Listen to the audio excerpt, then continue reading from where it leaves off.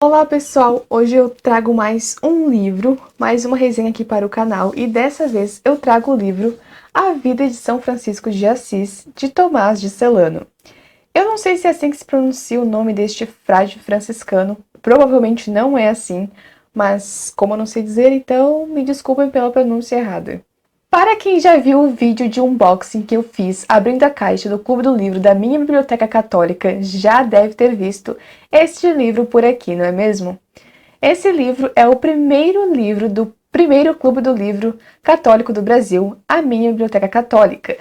Então, este livro, chamado A Vida de São Francisco de Assis, que está numa edição muito linda, muito bem feita, bonita tanto por fora como por dentro, muito bem editada, uma edição de capa dura, muito linda mesmo. Este livro, então, é um memorial de atos e palavras de São Francisco de Assis, um santo que nasceu no ano de 1182 e faleceu no ano de 1226, sendo canonizado pela Igreja em 1228. O livro, que é uma biografia de São Francisco, foi escrito pelo Tomás, que é um frade franciscano, que entrou para a ordem no ano de 1215. Ele partiu para a Alemanha no ano de 1221, tendo a oportunidade de conhecer o santo durante 6 anos. O autor relata no início do livro que buscou relatar, registrar com fidelidade tudo aquilo que ele próprio recolheu da própria boca de São Francisco ou que chegou até ele através de testemunhas fidedignas. Então, relatos que chegaram até ele e que ele mesmo pôde presenciar e recolher do próprio São Francisco, ele registrou nesta obra biográfica. O livro se divide em duas grandes partes, a vida primeira e a vida segunda. A primeira parte se subdivide em 3 partes.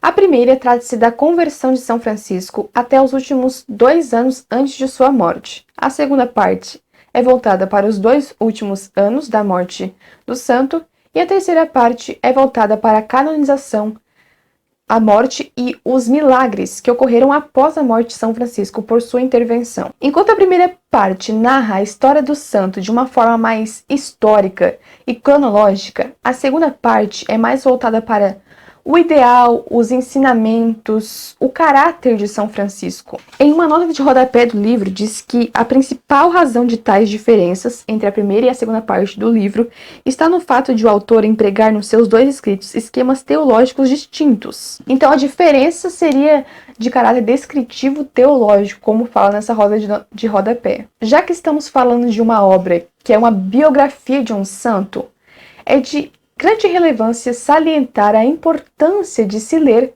obras biográficas de santos ou obras que foram escritas por santos. Deus nos chama à santidade e ler sobre a vida de santos encoraja-nos a imitá-los. Lendo sobre a vida de pessoas que foram santas, nós podemos perceber que a oração é algo profundo que ultrapassa um cumprimento de horários com Deus. Vemos grandes exemplos de humildade que nos incentivam a sermos pessoas melhores. Vemos a graça e as bênçãos que nos podem ser dadas pelo esforço de nossa fé. Vemos que é preciso carregar a cruz por amor de Jesus, deixando com que Cristo habite em nós, vivendo uma profunda comunhão com Ele. Lendo sobre isso, sobre a vida de santos, sobre a história de grandes santos, nós somos encorajados a seguir um caminho de santidade.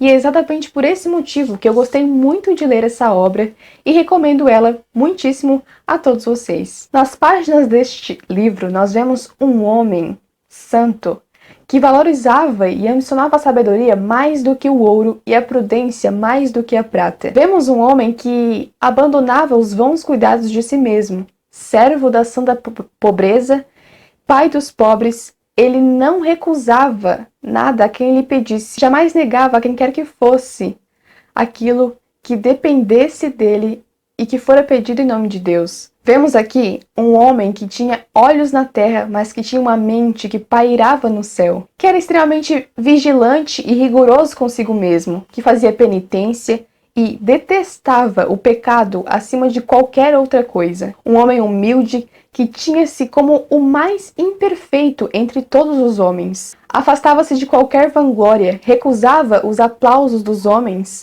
e recusava a sua própria vontade em favor da vontade dos outros. Ele renunciava a qualquer glória que não tivesse o sabor de Cristo. Um homem que almejava a verdadeira sabedoria, a verdadeira simplicidade, que é aquela que consiste em satisfazer-se em Deus plenamente de tal modo que se despreze tudo ou mais. Vemos um valoroso soldado de Cristo que não pregava com apenas meras palavras, mas com um exemplo de sua própria vida. Toda a sua pessoa, todo o seu ser, era como uma língua que pregava. Não havia quem ousasse objetar as suas palavras, pois sendo nele tão evidentes os sinais de santidade, nenhum herege se atrevia a questioná-lo, e todo o povo se sentia preso do que dizia. Através dessas páginas podemos encontrar um homem que tinha um profundo amor por Jesus e uma profunda intimidade com Jesus, que trazia Jesus no coração, que trazia Jesus nos lábios, nos ouvidos, nos olhos, que trazia Jesus em sua pessoa por inteiro. Vemos aqui nesta obra, na página 99, uma bela descrição de São Francisco. Que belo, que magnífico e glorioso era ele na inocência da sua vida, na simplicidade das suas palavras, na pureza do coração, no amor a Deus, na caridade fraterna, na obediência pronta, no trato cortês e afetuoso, na candura angélica do semblante. Tinha maneiras finas, era meigo, afável, oportuno em exortar, fidelíssimo em cumprir, avisado e arguto no aconselhar, eficaz no agir e tudo imprimindo graciosidade. Eu achei essa uma descrição muito belíssima de São Francisco. São Francisco era intenso e firme em suas orações.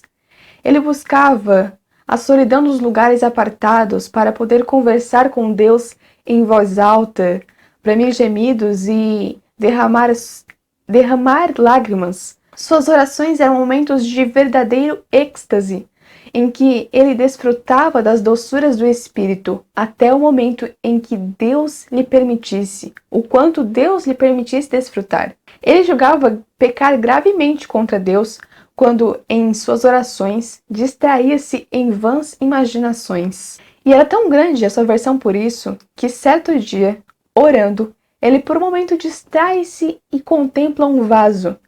A sua indignação, a sua aversão quanto a isso é tão grande que ele pega esse vaso e o atira ao fogo. E depois de fazer isso, ele diz: devíamos ter vergonha de nos deixarmos arrastar por fantasias inúteis, quando no tempo da oração falamos com um grande rei. E é interessante que aqui também diz o que ele fazia depois de suas orações. Ele dizia que depois das orações nós deveríamos dizer: Senhor, mandaste-me do céu, a mim, pecador, esta consolação e doçura.